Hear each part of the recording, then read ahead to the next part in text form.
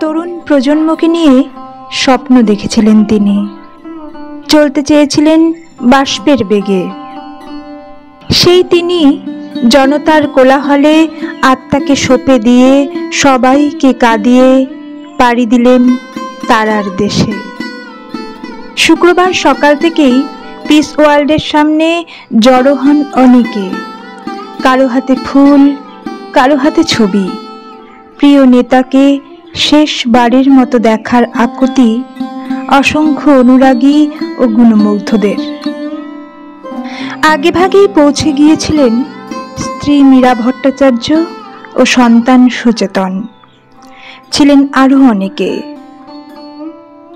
সকাল 10:35 বুদ্ধদেব ভট্টাচার্যর দেহ piece world থেকে বের করে সববাহী গাড়িতে তোলা হয়।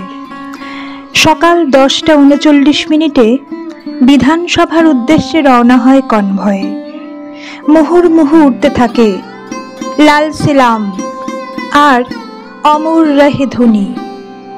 পার্ক সার্কাস, পার্ক স্ট্রিট হয়ে শোক মিছিলের মুখ তখন বিধানসভার দিকে।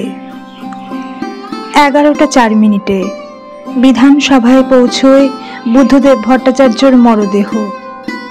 ঠিক যে জায়গায় জ্যোতি বসুকে শেষ শ্রদ্ধা জানানো হয়েছিল, সেখানেই তার উত্তরসূরির দেহ শায়িত রাখা হয়।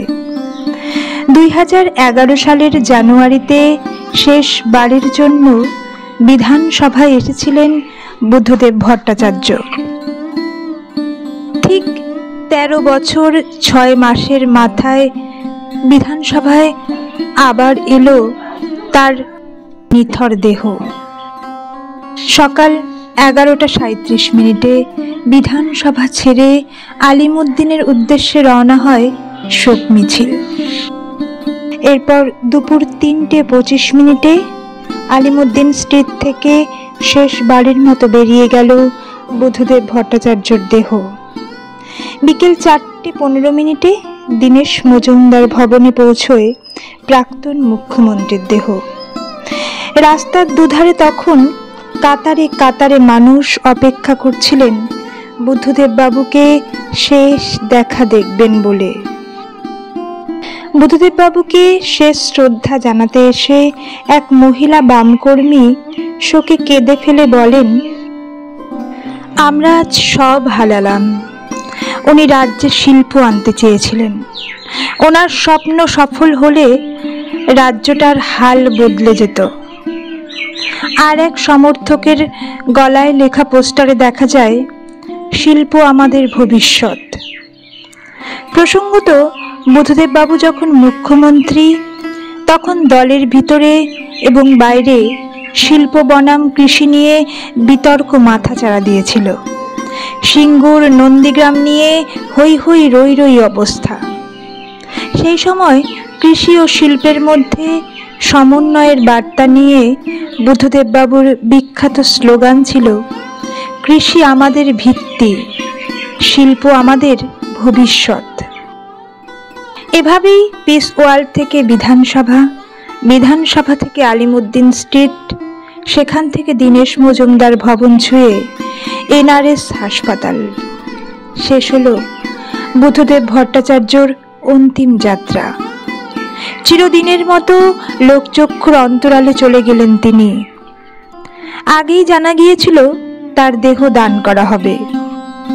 সেই মতো বিকেল 5টার পর প্রাক্তন মুখ্যমন্ত্রীর দেহ পৌঁছয় NRS হাসপাতালে। রাজনীতি যে নিছকই বাড়ি, গাড়ি, অর্থ, বিজ্ঞাপন সর্বস্ব একটি বিষয় নয়, প্রায় 6 দশকের রাজনৈতিক জীবনের মধ্য দিয়ে প্রমাণ করে গেলেন এই মহান মানুষটি। আর তাই হয়তো এই নিপাট খাঁটি মানুষটির প্রতি শ্রদ্ধার জন্যই এত জনতার ঢল নামল রাজপথে। দীর্ঘদিন ধরে 2 কামরার ফ্ল্যাটে অসুস্থ অবস্থায় শুয়ে থাকা সত্ত্বেও তিনি সবার হৃদয় জুড়েই ছিলেন। তাই বুদ্ধদেব ভট্টাচার্যকে শেষবারের মতো শ্রদ্ধা জানাতে আবেগে ভাসল শহর, আবেগে ভাসল বাংলার হৃদয়ে।